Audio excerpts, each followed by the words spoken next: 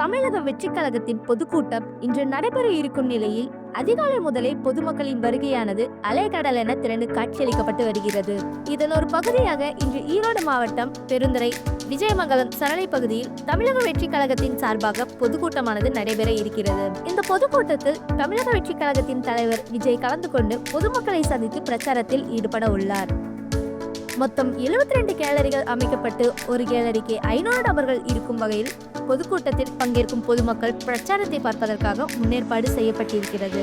மேலும் பெண்களுக்கென தனி வழி கொடுத்து அவர்களுக்கு 4 கேலரிகள் தனியாக ஒதுக்கப்பட்டு சுமார் 2000 பெண்கள் அந்த கேலரியில் பாதுகாப்பான முறையில் இன்று பொதுக்கூட்டத்தில் விஜய் பேசும் பிரச்சாரத்தை காணலாம் என காவல்துறை சார்பில் தெரிவிக்கப்பட்டுள்ளது. மேலும் பொதுமக்களுக்கு தேவைப்படக்கூடிய முன்னேற்பாடுகள் பணிக்கான மருத்துவ குழு, ஆம்புலன்ஸ், குடிநீர் போன்றவற்றை தயார் நிலையில் தற்போது இருந்து வருகிறது.